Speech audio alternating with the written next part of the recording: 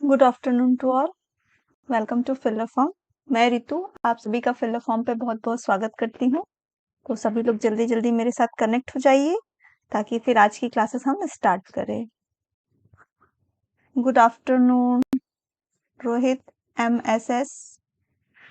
Good afternoon, कैसे हैं आप सब?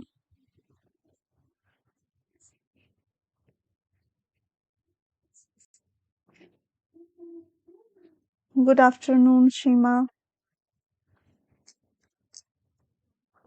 बाकी सब भी जल्दी जल्दी आ जाइए ताकि आज की क्लास हम स्टार्ट कर सकें।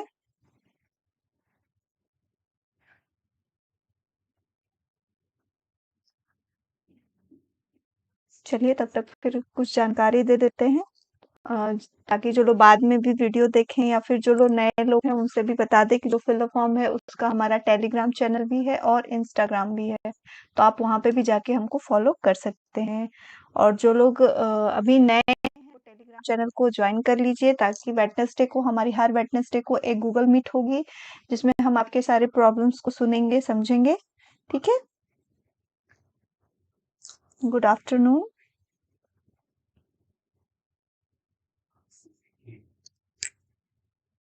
चलिए फिर आगे बढ़ते हैं। जो हमारी सी टेट और एच टेट की बैच है 2022 के लिए वो स्टार्ट हो चुकी है और इसकी क्लास अगर मैं बोलूँ शेड्यूल हो चुकी है, आपकी मॉर्निंग से स्टार्ट हो रही है। अलग अलग सब्जेक्ट्स के लिए आपके दोनों पेपर के लिए तैयारी हो रही है। तो यहाँ पे आपके हर एक सब्जेक्ट को कंप्लीट कराया जा रहा है। तो सोशल स्टडीज है आपका 9 AM, मैथ है सुखवंती मैम लेती हैं आपकी इंग्लिश की क्लास 1 PM पे और CDP की यानी रितु मैं आपकी क्लास ठीक है 3 PM पे। Ram Kumar good afternoon. पूर्व पुराबी घोष गुड आफ्टरनून।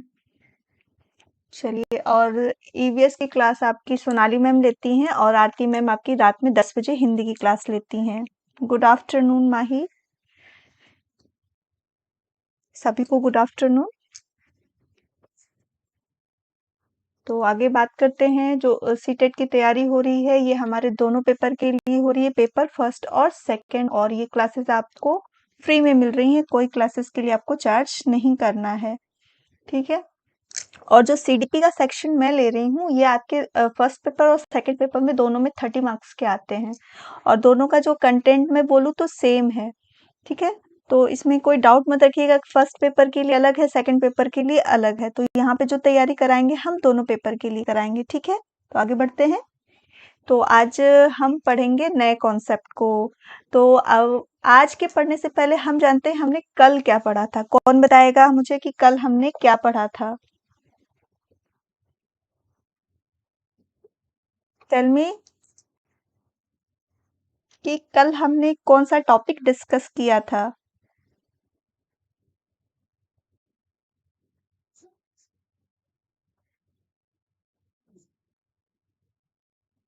जल्दी बताइए आप लोग, कल हमने कौन सा टॉपिक डिस्कस किया था?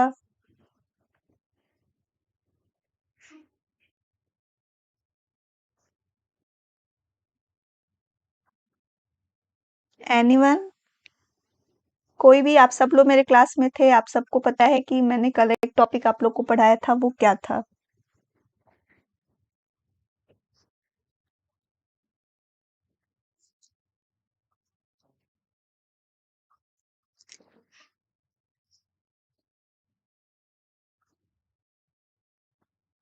किसी का जवाब नहीं आ रहा मेरे पास, किसी का आंसर नहीं आ रहा कि कल हमने, जब भी हम क्लास स्टार्ट करते हैं हम पिछली क्लास के बारे में क्यों बात करते हैं, ताकि हमने जो कल पढ़ा आज पढ़ा और जो पढ़ने वाले हैं उसको रिलेट करते हुए चले कि हमने क्या क्या टॉपिक डिस्कस कर लिए हैं, ताकि आपको कोई कंफ्यूजन ना हो और जो लोग नए लोग हों उन्हें भी पता चले कि हमने ये टॉपिक कंप्लीट कर लिया है और पढ़ लिया है ना?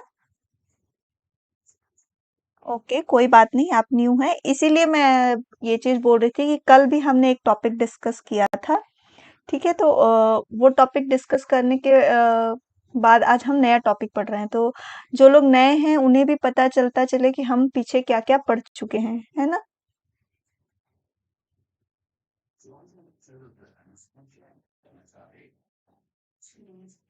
कल जो हमने पढ़ा था सोशलाइज़ेशन प्रोसेस यानी कि सामाजिकरण की प्रक्रिया को पढ़ा था, जो आपके एक टॉपिक आपका इसमें आता है, आपके सिलेबस में उसको कंप्लीट किया था। तो आज जो हम पढ़ेंगे लॉज़ ऑफ लर्निंग यानी सीखने के नियम। अब ये बताइए कि जो सीखने के नियम है मेन जो है लॉ ऑफ रेडीनेस यानी कि तत्परता का नियम, लॉ ऑफ एक्सरसाइज यानी कि अभ्यास का नियम और लॉ ऑफ इफेक्ट यानी कि प्रभाव का नियम। ये नियम किसके द्वारा दिया गया था? काफी फेमस है और इसको आपके एग्जाम में बहुत बार इससे प्रश्न बनते हैं, हमेशा पूछे जाते हैं। और इस नियम को कहे तो सीखने का एक बहुत अच्छा पैटर्न मानते हैं हम छोटे बच्चों के क्लासेस में। विशेषकर इस चीज को हम बहुत यूज करते हैं और बहुत यूजफुल माना जाता है। तो ये जो तीनों आपके सीखने के नियम दिए गए थे, ये किसके द्वारा दिए गए थे? आप बताइए, आप कोशिश करिए, नहीं तो फिर मैं तो आपको बताऊंगी ही सब कुछ। तो जो सीखने का नियम था ये किसके द्वारा दिया गया था? मेरा क्वेश्चन आप लोगों से है, जल्दी आप सब आंसर दिए।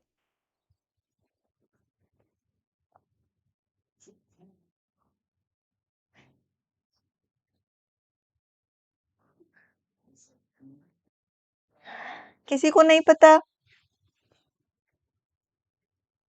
थॉर्नडाइक जी का नाम आप लोगों ने सबने सुना होगा। जो लोग आप लोग बीएड बीटीसी डीएलएड जो भी कर रहे हैं या कर चुके हैं, तो आप सब लोगों ने थॉर्नडाइक जी के बारे में बहुत पढ़ा होगा, जिनका अधिगम के क्षेत्र में बहुत बड़ा योगदान माना जाता है। एक तरह से कहा जाता है जो सीखने के सिद्धांत जो अधिगम के बारे में जो मेन किसी ने काम किया वो थॉर्नडाइक जी ने किया है। तो उन्हीं ने अपने एक थ्योरी एक डेवलप की और अपने इस थ्योरी के बेस पर इन्होंने लर्निंग के 3 नियम बताए। उस नियम को हम अभी भी अपने सीखने के क्षेत्र में अधिगम में हर जगह बहुत ज़्यादा यूज़ करते हैं और इसका बहुत ज़्यादा इफ़ेक्ट भी देखते हैं। तो आज हम इसी को डिस्कस करेंगे कि ये कौन-कौन से नियम हैं और इसका शिक्षा के क्षेत्र में क्या इस्तेमाल किया जाता है, एक शिक्षक के द्वारा और एक बच्चे पे इसका क्या प्रभाव पड़ता है। ठीक है? तो प्रिया सिंह बोल रही हैं गुड आफ्टरनून। चलिए गुड आफ्टरनून। तो आज स्टार्ट करते हैं हम अपना नया चैप्टर लॉज ऑफ लर्निंग यानी कि सीखने का नियम जो थॉर्नडाइक जी द्वारा दिया गया था। ठीक है, चलिए आगे बढ़ते हैं।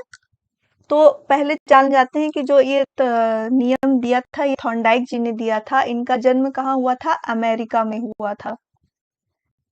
सब में सी टेट में नहीं करेंगे बोलेंगे, बट एच टेट हो यूपी टेट हो इसमें ये सब क्वेश्चन जो छोटे छोटे होते हैं ना, इनको बहुत बार पूछ लिया जाता है कि कहाँ के मनोवैज्ञानिक थे, किस सन में हुए थे।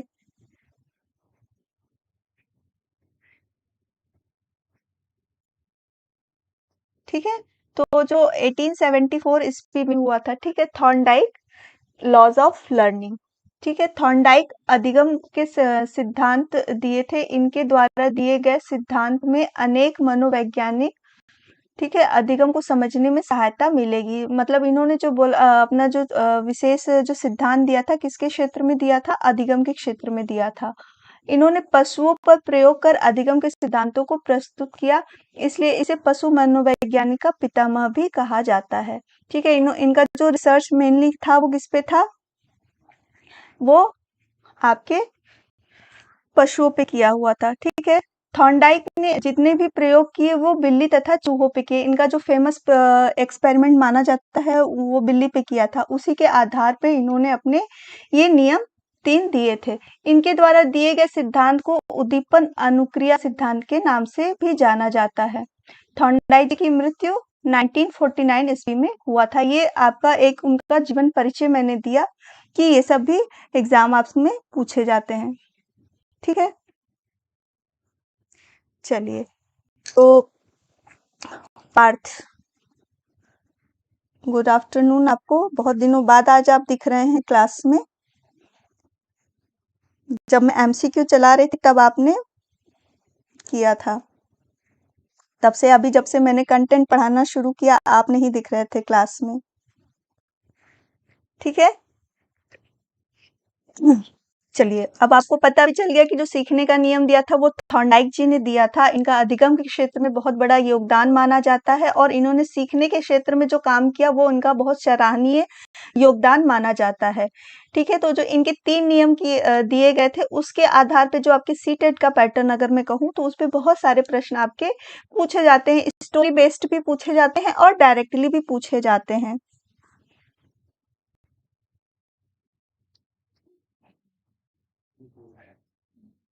ठीक है? तो इनका जो फेमस मैं बोलूँ जो एक्सपेरिमेंट किया था इन्होंने एक चूहे पे किया था और वो बिल्ली पे किया था। तो जो बिल्ली वाला एक्सपेरिमेंट किया था इन्होंने वो काफ़ी फेमस हुआ और उसके अकॉर्डिंग इन्होंने बहुत सारे नियम दिए जो सीखने के उस पे थे। Good afternoon Shivangi, good afternoon Deepu.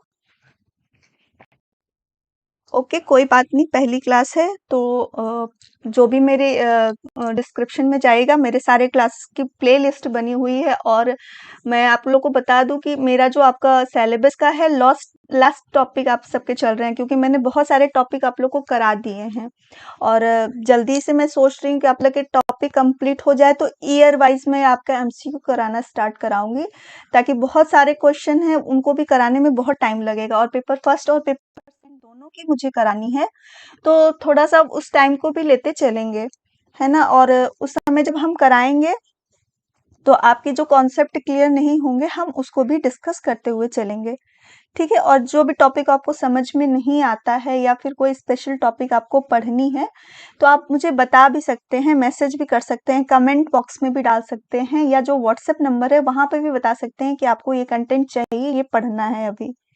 ठीक है, तो वहाँ पर भी हम आपको प्रोवाइड करा देंगे और जो भी नोट्स पीडीएफ है वो तो आपको मिल जाएगी। इसके लिए आपको टेलीग्राम चैनल पे हमारे ज्वाइन होना पड़ेगा। ठीक है, फिर आगे बढ़ते हैं। तो इनके जो 3 नियम दिए गए थे लॉ ऑफ इफेक्ट यानी कि प्रभाव का नियम जो मेन होता है किसी कार्य को करने से उसका प्रभाव इन्होंने मेन किस पे दिया था संतोष और असंतोष यानी जिस कार्य को करने से हमें संतोष मिलता है उस कार्य को हम बार बार करेंगे जिस कार्य को करने से हमें असंतोष प्राप्त होती है यानी सुखद अनुभूति नहीं होती है उस कार्य को हम दोबारा नहीं करना चाहेंगे। अगर इसको हम कहें तो ये जो नियम है ये हमारे रियल लाइफ में भी बहुत ज़्यादा इफ़ेक्ट करता है। अगर हम पढ़ाई में भी देखें या फिर किसी अदर फैक्टर में या किसी अदर फील्ड में वर्क में देखें तो ये भी हमको बहुत ज़्यादा इफ़ेक्ट करता है। टेलीग्राम का लिंक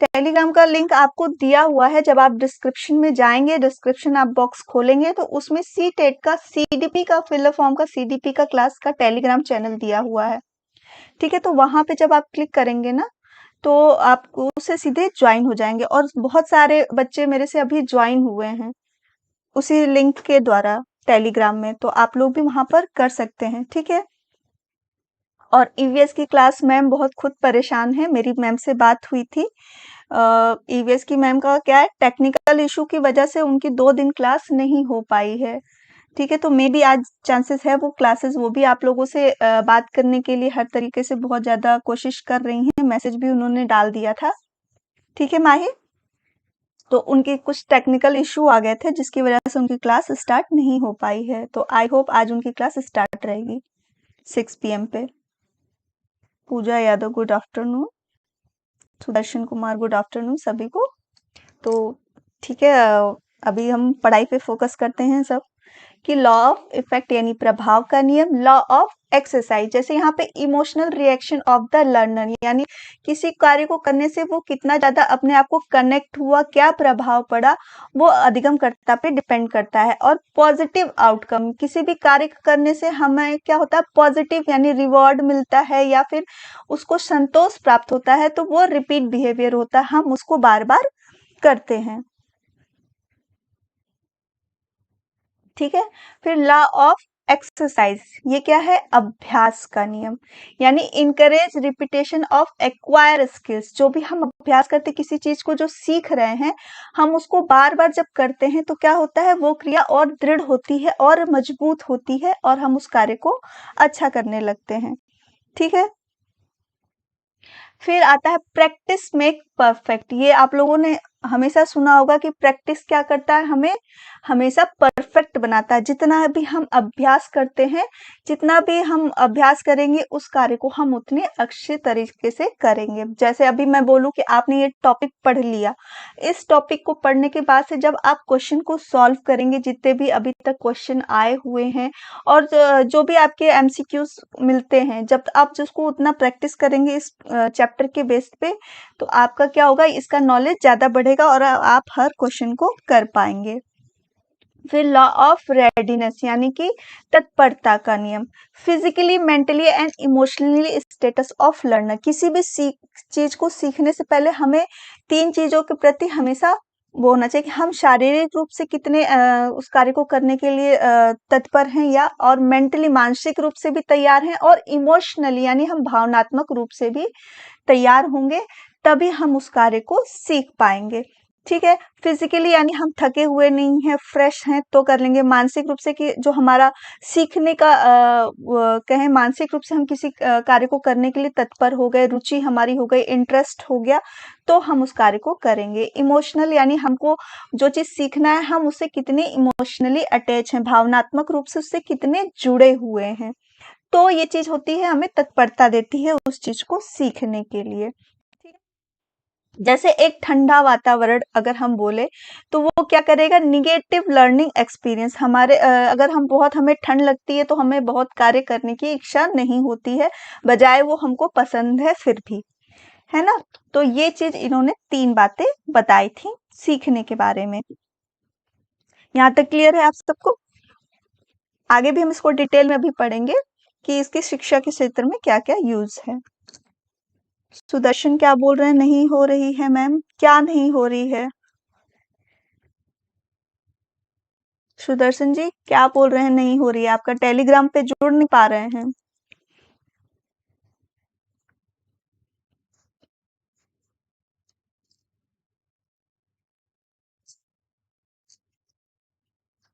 ठीक है, आगे बढ़ते हैं। क्या समस्या हो रही है बताइएगा। ठीक है। अब हम पढ़ते हैं लाइन से कि एजुकेशन इम्प्लीकेशन, यानी तत्परता के नियम का जो है वो शिक्षा में क्या क्या यूज है, छात्रों को प्रेरित करने के लिए। किसी भी कार्य को जब तक हम बच्चों में रुचि या इंटरेस्ट नहीं करेंगे, तब तक वो उस कार्य को नहीं करेगा। ठीक है। एक तो रुचि जगाने का कार्य करता है, दूसरा कि हम जितना छात्रों को, छोटे बच्चों को जितना मोटिवेट करेंगे, उसके पॉजिटिव इफेक्ट बताएंगे कि हाँ तुम इस कार्य को करो, तुम बहुत अच्छा कर सकते हो, ये सब चीजें अगर हम बताते हैं, तो एक बच्चे को क्या कर सकते हैं, किसी कार्य को करने के लिए मोटिवेट कर सकते हैं, या उसको सीखने के लिए उसके अंदर जागरूकता पैदा कर सकते हैं। इसमें हम तत्परता का नियम यूज करते हैं, यानी कि हम उसको प्रिपेयर करते हैं मेंटली और फिजिकली बोल के कि तुम्हारा बहुत अच्छा है, तुम इस कार्य क्षेत्र में, वो जो बच्चे का अगर हम जानते हैं कि वो कार्य करने से थोड़ा पीछे भी हट रहा है, तो हम उसको अगर मोटिवेट करें कि नहीं तुम इस कार्य को कर सकते हो, तो उसको हम फिजिकली, मेंटली और इमोशनली भी तैयार कर सकते हैं किसी कार्य को करवाने के लिए। ठीक है। रुचि जगाने के लिए, यानी कि इंटरेस्ट पैदा करने के लिए भी बच्चों को उस चीज के बारे में हम बहुत तरीके से बता सकते हैं, और उसका बार बार उसके प्रभाव को बताएं, तो उसके अंदर क्या होगी, रुचि जागृत होगी। ये चीज हम तत्परता के नियम में यूज करते हैं, यानी बच्चे को मेंटली, फिजिकली और इमोशनली तैयार करना किसी कार्य को करने के लिए, है ना।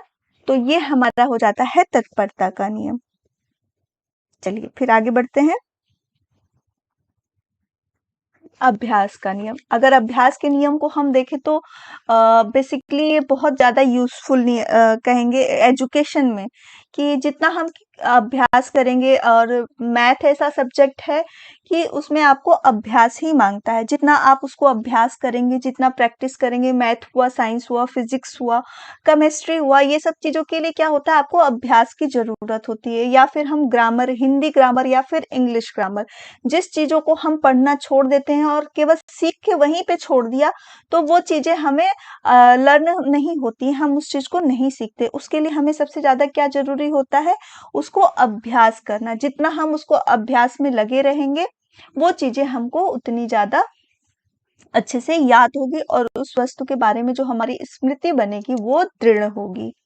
ठीक है, तो अभ्यास का नियम थॉर्नडाइक जी के में कह सकते हैं अच्छी आदतों का निर्माण करना, यानी कि कुछ ऐसी अच्छी आदतों को हम अभ्यास के द्वारा बार-बार उस कार्य को कराएँ, तो उस बच्चे में अच्छी आदतों का निर्माण होगा।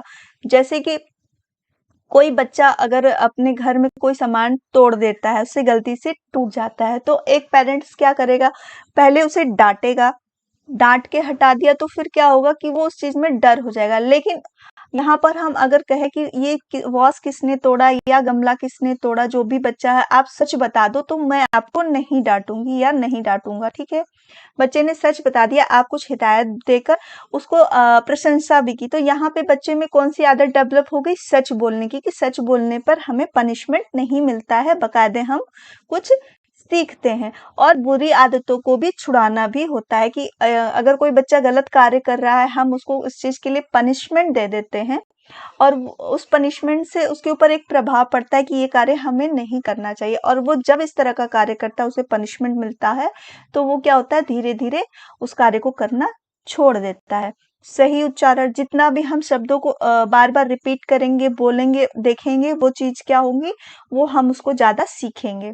लिखावट में सुधार, ये सब हम लोग बोलते हैं कि प्रैक्टिस ही करना चाहिए, प्रैक्टिस से ही उसमें सुधार होता है। कौशलों को, स्किल्स को भी डेवलप करने में हम जितना उसका अभ्यास करेंगे, वो चीज़ें उतनी अच्छी सुदृढ़ होंगी। तो थॉर्नडाइक जी ने जो कहा कि थॉर्नडाइक के अनुसार सीखने की प्रक्रिया में व्यायाम का नियम सबसे महत्वपूर्ण है, यानी कि अभ्यास का नियम। यदि किसी उत्तेजना की प्रतिक्रिया बार-बार दोहराई जाती है, तो उत्तेजना और प्रतिक्रिया के बीच में एक संबंध स्थापित हो जाता है। यानी एक कार्य को जो हम बार-बार करते हैं, तो वो दोनों में क्या हो जाता है, एक संबंध स्थापित हो जाता है और वो दृढ़ हो जाता है। यह संबंध अभ्यास के साथ मजबूत होता है और दुरुपयोग के साथ कमजोर होता है। यानी हम जितना अभ्यास करेंगे, उस कार्य को उतना सीखेंगे, और जैसे-जैसे हम अभ्यास करना बंद कर देंगे या बिल्कुल छोड़ देंगे, तो वो जो हमने सीखा वो क्या हो जाएगा, हम भूल जाएँगे। ठीक है? अभ्यास के नियम में हम ये भी कह सकते हैं कि जैसे हम टाइपिंग सीखते हैं, तो टाइपिंग हम बार-बार सीखते हैं, करते-करते ही हमें अभ्यास हो जाता है, और एक टाइम में हम बहुत अच्छा टाइपिंग करने लगते हैं। या फिर किसी म्यूज़िकल इंस्ट्रूमेंट को सीखते हैं, तो उसको हम रोज़ अभ्यास करते हैं, तो अभ्यास के द्वारा हम उसको सीखने लगते हैं।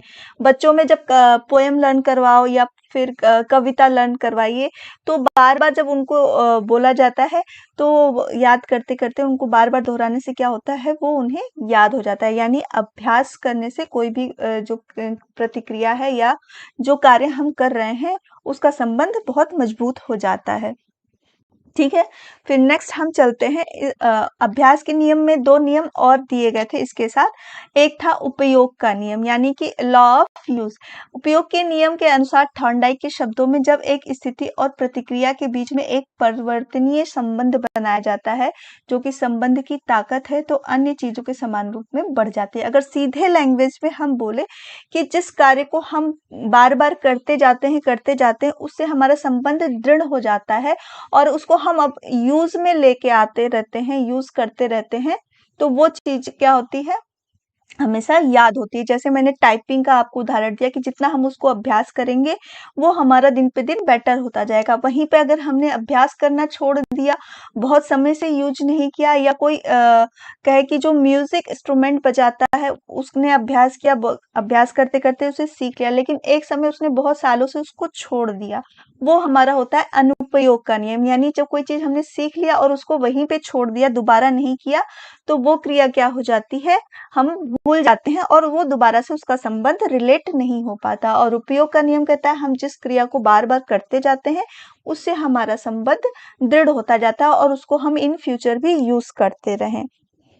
और जो चीज़ हम इन फ्यूचर में यूज़ नहीं करेंगे वो धीरे-धीरे हमारे जो मेमोरी है वहाँ से क्या हो जाएगी, वो लॉस होती जाएगी, यानी धूमिल होती जाएगी, मिट जाएगी। तो ये इन्होंने दिया उपयोग का नियम और अनुपयोग का नियम। उपयोग का नियम जो हम आगे करते चले जाते हैं क्रियाओं में, वो हमारा होता है उपयोग, और जो क्रिया करने हमने बंद कर दिया, काफ़ी समय उसको छोड़ दिया, तो वो क्या चीज़ होती है, वो हम भूल जाते हैं और उससे जो संबंध होता है वो हमारा कमज़ोर हो जाता है। ये हमारा था उपयोग और अनुपयोग का नियम। अगर थर्ड नियम जो बोले प्रभाव का नियम, इस नियम को उन्होंने बहुत ज़्यादा इफ़ेक्टिव माना कि किसी भी कार्य को करने के प्रति जो उसकी प्रतिपुष्टि मिलती है, यानी फीडबैक जो मिलता है, वो किस तरह का मिलता है, वो जितना अच्छा मिलेगा उसको हम बार-बार करेंगे, और जो हमें अच्छा नहीं मिलेगा वो हम नहीं करेंगे। तो इसीलिए इस नियम को संतुष्टि और असंतोष का नियम भी कहा जाता है। जिस कार्य को करने से हमें सफलता मिलेगी, उसका प्रभाव बहुत अच्छा होगा, तो वो हम आगे भी करेंगे। जिस कार्य को करने से हमें असफलता मिलती है, तो क्या करते हैं कि असफलता मिलने से हमारा मन क्या कहेंगे दुःख हो जाता है या असंतुष्ट हो जाता है, तो हम उस क्रिया को दोबारा नहीं करना पसंद करेंगे। ठीक है? तो ये इनका था प्रभाव का नियम। अब प्रभाव के नियम को अगर हम देखें कि इसका क्या उपयोग है, तो अच्छे आवास और दृष्टिकोण का गठन। जितना अच्छा कोई इफ़ेक्ट हमें देता है ना, हम किसी चीज़ से ज़्यादा इफ़ेक्टिव होते हैं ना, कहते हैं प्रभावित होके हमने उस कार्य को किया। अगर कोई अच्छे पोज़ीशन पे है, उसने सब कुछ अच्छा कर लिया, तो हमारा क्या दृष्टिकोण होता है कि हम भी कुछ उस तरह का करें, ताकि हमारा भी फ्यूचर में सब कुछ अच्छा हो सके, यानी दूसरों से प्रभावित होकर हमने अपना दृष्टिकोण बदल लिया। ठीक है, फिर नेक्स्ट आगे बढ़ते हैं सुखद अनुभव। जिस कार्य को करने से हमें सुख का अनुभव होगा, हम उस कार्य को बार-बार करेंगे और आगे इन फ्यूचर भी उसको दोहराएँगे। भावनाएँ भी होती हैं, हम किसी कार्य को करने से इमोशनली अटैच भी हो जाते हैं।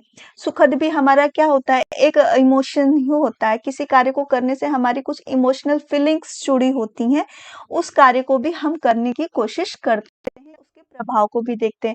अगर भावनाओं की बात करें, जिस कार्य को करने से हमें आनंद तो प्राप्त होता है, लेकिन उसके साथ हमारी कुछ दुखद अनुभूतियाँ भी कहें रिलेट हो जाती हैं, तो क्या फिर हम उस कार्य को नहीं करते हैं। जैसे कहें कि अगर किसी को नृत्य करना बहुत पसंद है और वो डांस करते समय उसका कुछ पैर फ्रैक्चर हो गया या फिर उसके साथ कुछ घटनाएँ हो गई, तो दोबारा जब वो डांस की प्रतिक्रिया होगी तो क्या होगा, उसके अंदर सुख की तो भावना आएगी, पर साथ में दुःख की भी भावना होगी कि इसकी वजह से हमने कुछ अपने अंदर लॉस कर दिया या दुःख की अनुभूति भी हुई। इसलिए भावनाएँ भी हमारे इस प्रभाव के नियम और तत्परता के नियम से जुड़ी होती हैं। ठीक है? आसान से मुश्किल तक, ठीक है? जो कार्य हमें आसान लगने लगता है, उसके कहें कि उसका प्रभाव जितना अच्छा होने लगता है, तो मुश्किल कार्य भी हमें ईज़ी होने लगता है। नवीनता, हर काम में अगर नई सोच हो, नया चीज़ हो, तो वो चीज़ें भी हमें बहुत ज़्यादा इफ़ेक्ट करती हैं। जितने भी नए तरीकों से हम बच्चों को पढ़ाने को कोशिश करते हैं, जैसे हमने अल्फ़ाबेट भी पढ़ाया, बहुत कुछ हर टीचरों की पढ़ाने की अलग-अलग तरीके होते हैं। लेकिन आजकल क्या पढ़ाई के क्षेत्र में हम क्रिएशन ढूँढते हैं कि बच्चों को कितने नए टेक्निक से हम सिखाएँ कि वो ईज़िली उस चीज़ को सीख लें। पहले अगर हम देखें तो स्टार्टिंग की बात करूँ मैं, तो जब हम लोग स्टार्टिंग में छोटे क्लासेस में पढ़ते थे या छोटे बच्चे जाते थे नॉर्मली बैठा के पढ़ा दिया, रटवा दिया, बट अभी प्ले स्कूल देखिए या फिर बच्चों की एक्टिविटीज़ देखिए, तो उसमें रोज़ नए-नए कुछ क्रिएट करते हैं। पिक्चर्स के थ्रू पढ़ाना स्टार्ट करना, फिर ऑडियो, वीडियो हर चीज़ की तरह से बाहर ले जाके बच्चों से मतलब नवीनता हमेशा खोजते रहते हैं कि कितनी नई चीज़ें हम क्रिएट करें, उससे क्या होगा, इंटरेस्ट बच्चों में जगेगा, वो चीज़ें वो ज़्यादा अच्छे तरीके से सीखेंगे। नई चीज़ों को देख के हर किसी को आकर्षण होता है, हर कोई चीज़ नई चीज़ों की तरफ अट्रैक्ट होके जाता है, तो नवीनता भी रखना बहुत ज़रूरी है। ठीक है? फिर आगे बढ़ते हैं नाजुक व्यवहार का उन्मूलन, यानी कि जो सेंसिटिव बातें कहें कि जिससे हमारा व्यवहार क्या होता है, रिलेट होता है, या फिर कुछ कहें कि जहाँ पे हमारी इमोशनल फीलिंग्स जुड़ जाती हैं, उनको हम कम कर सकते हैं। ठीक है? प्रशंसा और प्रोत्साहन, ये भी अगर हम बोले तो बहुत ज़्यादा इफ़ेक्ट करती है कि जिस कार्य को करने से हमें प्रशंसा या प्रोत्साहन रिवॉर्ड मिलता है, उस कार्य का प्रभाव अच्छा होता है। किसी कार्य को करने से हमें किसी द्वारा प्रोत्साहन मिला या फिर प्रशंसा मिलती है, तो हम उस कार्य को बार-बार रिपीट करते हैं, ठीक है? तो ये हमारे इतने इफ़ेक्ट हो गए जो हम एजुकेशन के क्षेत्र में इसको देखते हैं और इसको अप्लाई भी करते हैं। और इन सब चीज़ों को अप्लाई करके हम क्या करेंगे, शिक्षा के क्षेत्र को और मजबूत कर सकेंगे और अच्छा बना सकेंगे। ठीक है? और किसी को कोई डाउट? यहाँ तक पूरा टॉपिक क्लियर हो गया?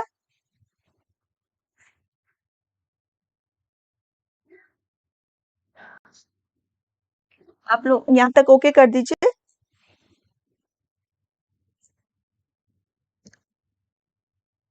यहाँ तक आप लोग को कोई डाउट ना हो तो? अगर नोट्स की बात है तो प्रॉब्लम में मत होइए। आपको मैंने स्टार्टिंग क्लास से जितना अभी तक पढ़ाया है सारे नोट्स आपको प्रोवाइड हो जाएंगे टेलीग्राम पर मेरे, ठीक है? और मैं हमेशा बोलती हूँ कि आप अपने साथ इसको आप भी अपना नोट्स कुछ बनाते चलिए, क्योंकि थोड़े-थोड़े चीज़ आप भी कंटेंट नोट करते रहेंगे तो आपकी अपनी खुद की नोट्स भी बहुत अच्छी होती है जब आप पढ़ते हैं। ठीक है? और जब आप पढ़ते हैं ना तो आपको याद हो जाता है, एक कहते हैं कि हमारा एक जो कहते हैं क्लासिकल कंडीशनिंग हो जाती है, कि हम कुछ ने नोट किया तो हमें याद होता है कि इस क्लास में ये बात हुआ था इस टॉपिक पे, वो तुरंत हमसे रिलेट हो जाता है। तो ये भी एक कंडीशनिंग का काम करता है जब आप रिवीजन करते हैं।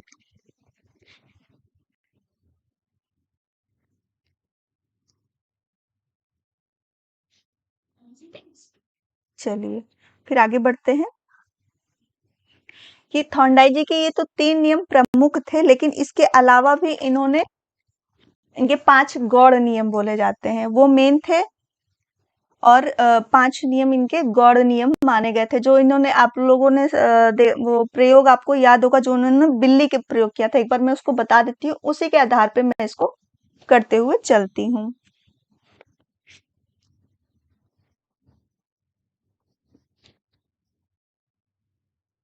टेलीग्राम चैनल आपको मेरे डिस्क्रिप्शन बॉक्स पे मिल जाएगा। डिस्क्रिप्शन बॉक्स जब खोलेंगे जहाँ पे लाइक शेयर का बटन होता है, जहाँ पर चैनल के बारे में पूरी इंफॉर्मेशन दी रहती है ऊपर में, वहां पे जब आप क्लिक करेंगे तो पूरा वो नीचे आपका डिस्क्रिप्शन बॉक्स खुल के आ जाएगा। और वहां पे हम लोग के सारे क्लासेस की प्ले लिस्ट भी दी हुई है, जितनी क्लासेस अभी हमारी हो चुकी हैं, तो वो प्ले लिस्ट में भी जाके आप पुरानी क्लासेस को देख सकते हैं। और दूसरा कि उसके नीचे भी जाएंगे तो टेलीग्राम, हर सब्जेक्ट का टेलीग्राम चैनल बना है, तो सीडीपी का भी आपका फिलअप फॉर्म का टेलीग्राम चैनल बना हुआ है, तो वहां जाके लिंक पर दबाइए तो आपको टेलीग्राम चैनल से जुड़ जाएंगे।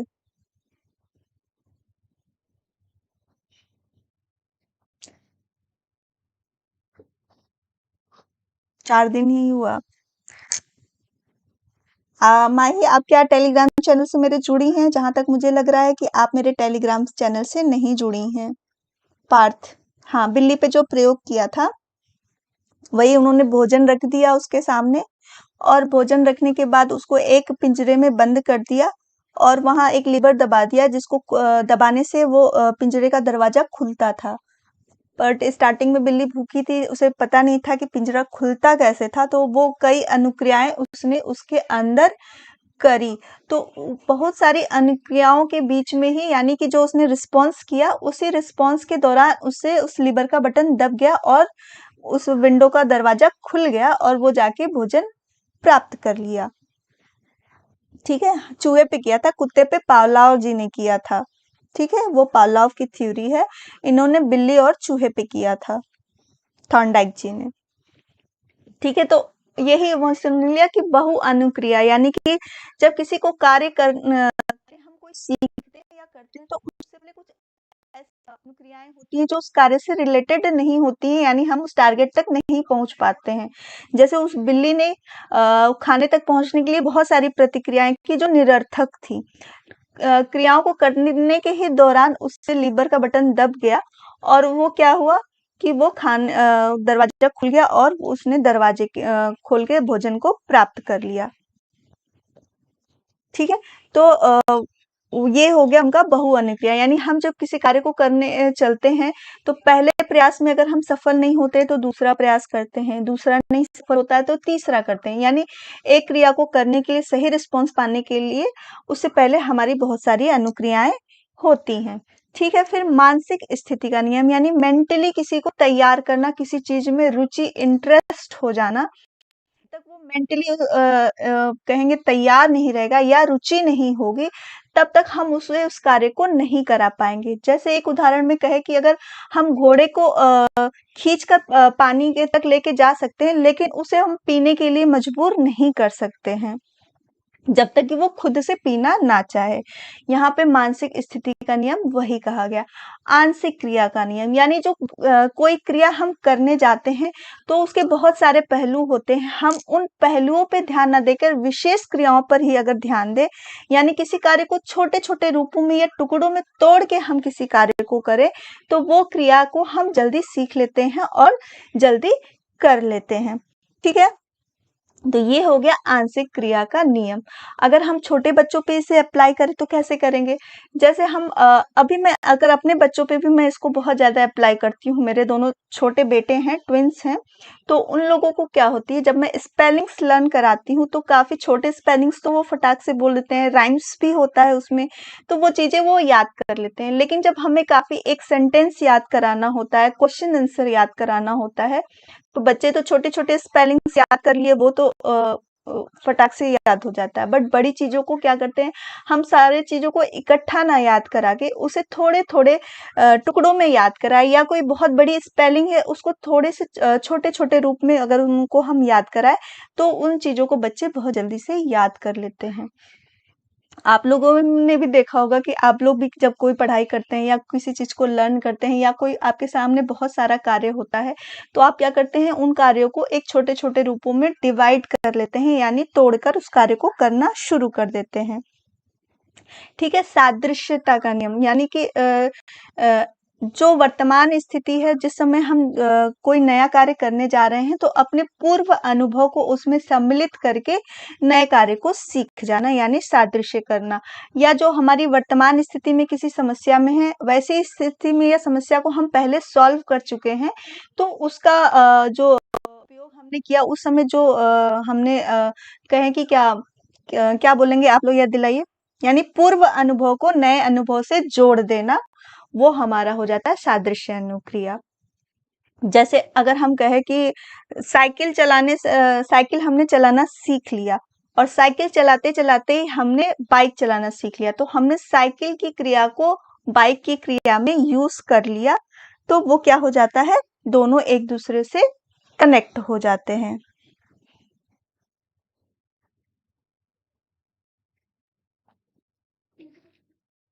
हाँ, वही चीज़ डिवाइड करके पढ़ते हैं, ठीक है? तो वही चीज़ हो गया कि हर चीज़ों को डिवाइड करके पढ़ने के लिए, ठीक है माही?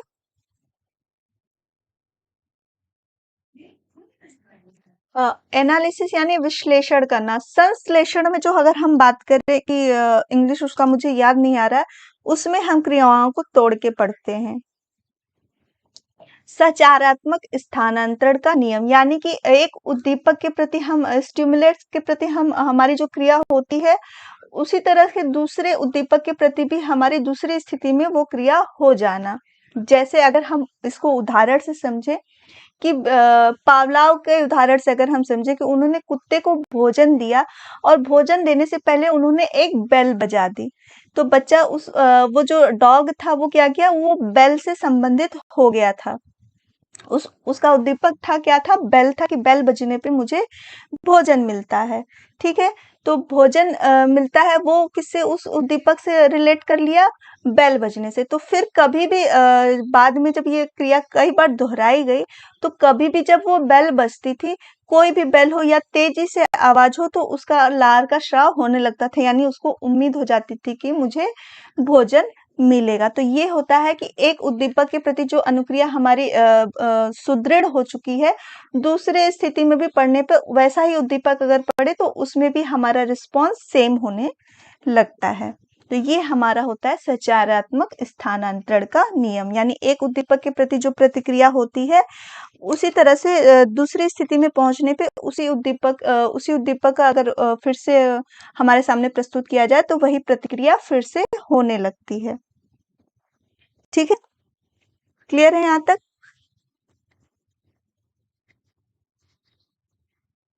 यहाँ तक किसी को कोई डाउट?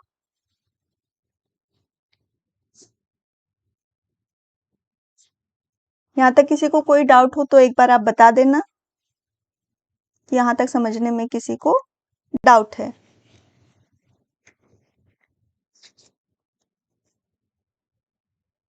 ये इनके 5 गौड़ नियम थे, लेकिन जो मेनली अगर हम बोले तो इनके जो 3 नियम जो दिए गए थे उससे ही आपके सीटेट में या फिर कहें अदर टेस्ट में भी एग्जाम्स में प्रश्न बनते हैं। लेकिन कभी-कभी ये आपकी 5 अनुक्रियाओं में से भी पूछ देगा, या 4 दे देगा, 3 दे देगा, 1 आपको गलत छाँटने के लिए दे देगा, या फिर 1 सही होगा, 3 गलत होगा, इस तरह से कर देते हैं।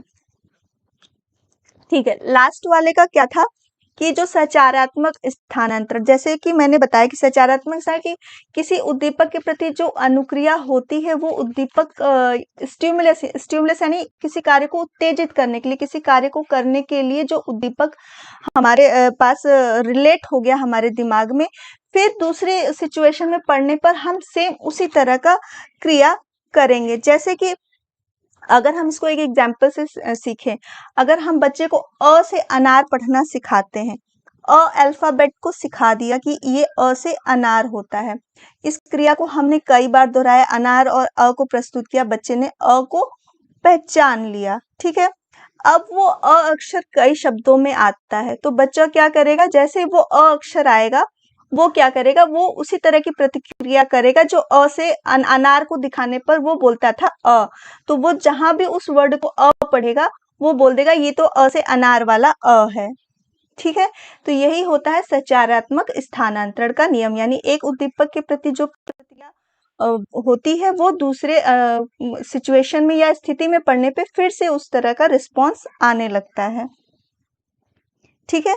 समझ में आ गया माही?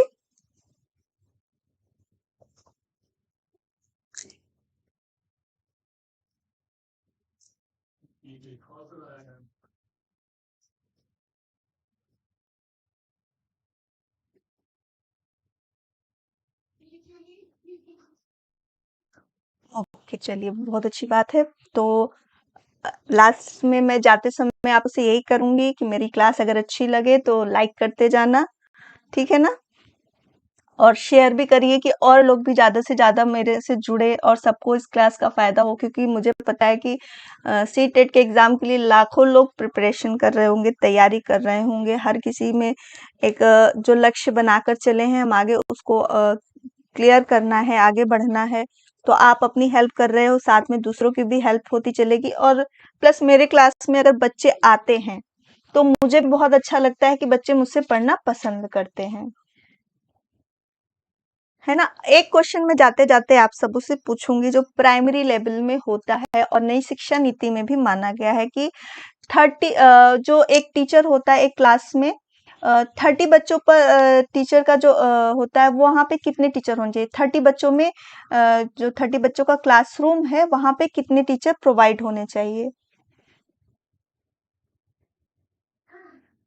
30 हुआ या 35 हुआ, तो वहां पर जो नई शिक्षा नीति में बात कही गई है वहां पर कितने शिक्षक होने चाहिए? आंसर करिएगा सभी। और उनका टाइम ड्यूरेशन कितना दिया गया है लेक्चर का, कि मतलब एक क्लास कितने टाइम का होना चाहिए? हाँ, सुनील जी का बिल्कुल सही जवाब आ रहा है 1, यानी 30 पर 1, जो कि आजकल प्राइवेट स्कूलों में देखिए तो ये नियम फॉलो नहीं हो रहा है। हम लोग इसके उसके अगेंस्ट भी जाते हैं, बोलते भी हैं, बट वो अपना अपना बात बताते जाते हैं, ठीक है। तो ये बताइएगा कि इनका टाइम ड्यूरेशन कितना लिमिट किया गया, कि आपको एक क्लास कितने टाइम कितने समय तक लेनी है? आंसर करिएगा सभी।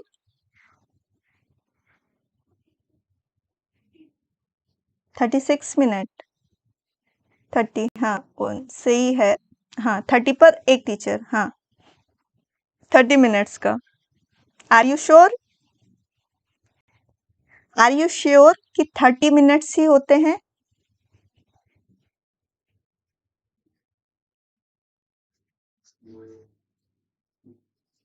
5 मिनट्स।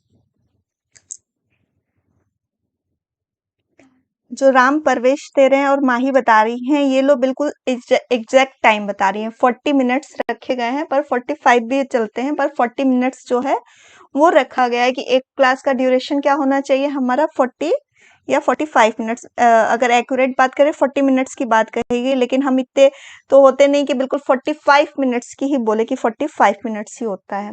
ठीक है, तो वो टाइम ड्यूरेशन है। बट आजकल देखिए कि प्राइवेट स्कूल्स में ये सब नियम फॉलो नहीं होते हैं। टाइम ड्यूरेशन का अगर हम कहें तो वो तो लेते हैं, बट एक एक क्लास में 60 बच्चे होते हैं। हर एक बच्चे, ये टाइम बच्चों पे क्यों बांटा गया है?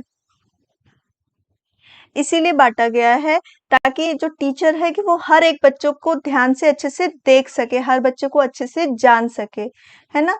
अगर जितने कम बच्चों की स्ट्रेंथ होगी तो हम एक बच्चों पे फोकस करेंगे, उसकी हर एक जो भी वो प्रतिक्रिया कर रहा है, जिस तरह का बिहेवियर क्लास में कर रहा है, उसको हम चेक कर लेंगे, देख लेंगे, है ना? तो इंडिविजुअल क्लासेस, इंडिविजुअल डिफरेंसेस होते हैं बच्चों में, तो उन सब चीज़ों को समझने के लिए हमें क्या करना होता है, क्लासरूम का जो वो दायरा है वो छोटा रखना पड़ता है। और टाइम ड्यूरेशन रखेंगे तो हर एक बच्चे पे ध्यान रखेंगे। इनका मेन पर्पज यही था कि जो टाइम है वो हम क्या करेंगे कि उस तरह से रखेंगे। 45 मिनट सबका सही आ रहा है। मैंने आप लोगों से बस ऐसे जनरली पूछा था कि जब आप इंटरव्यू के लिए जाएंगे, फिर ये क्लासेस जब करेंगे, तो जब टीचर हैं तो आपको टाइमिंग भी पता होनी चाहिए कि कितने टाइमिंग के लिए ये करते हैं। ठीक है।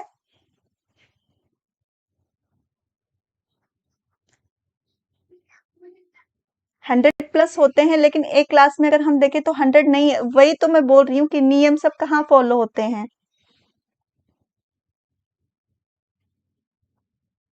60 मिनट्स नहीं होते हैं रोहित, 60 मिनट्स नहीं होते हैं।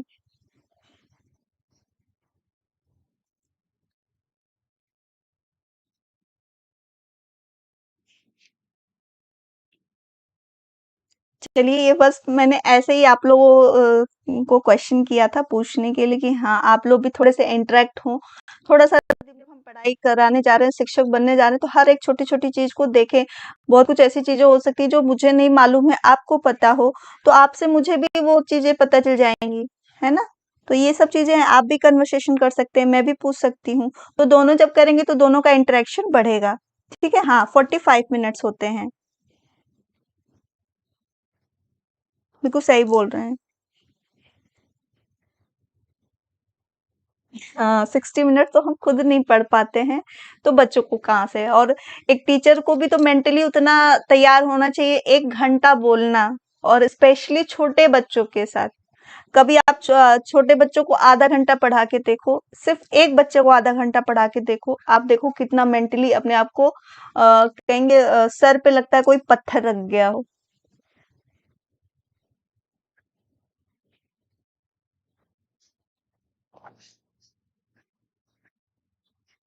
ठीक है, नियम है उसी को डिस्कस कर रहे हैं। मैं कोई आपको टॉपिक से बाहर नहीं कुछ बता रही थी, टॉपिक के अंदर की ही चीजें बता रही थी। जो आपको नई शिक्षा नीति है और जो हमारी पुरानी शिक्षा नीति है, वो सब चीजों में इसको डिस्कस किया गया है। ठीक है ना? तो ये सब भी चीजें छोटी छोटी चीजें हैं, ये सब भी प्रश्न बनेंगे जब आप सीटेट क्वालिफाई करेंगे। उसके बाद फिर आपको वहां से जाके फिर केवीएस की तैयारी करें, सुपर टेट की तैयारी करें, किसी भी एग्जाम की आप टीचिंग के लिए करने, इसके एग्जाम के बाद करना पड़ेगा। तो आपको वहां पर ये सब क्वेश्चन पूछे जाएंगे। हो सकता है आपको इंटरव्यू में ही पूछ दिया या इंटरव्यू ही ले लिया गया। तो हर चीजें जाननी जरूरी होती है जब आप शिक्षक बनने जा रहे हैं और शिक्षा के क्षेत्र की बात हो रही हो तो, है ना? तो चलिए, आज के लिए बस इतना ही। कल फिर मिलेंगे हम नए टॉपिक के साथ। तब तक के लिए bye bye. Thank you for watching me. सभी अपना अपना ध्यान रखिए, पढ़ाई करते रहिए और रोज क्लास में प्रेजेंट होते रहिए। ठीक है, चलिए, okay, bye, and thank you all of you.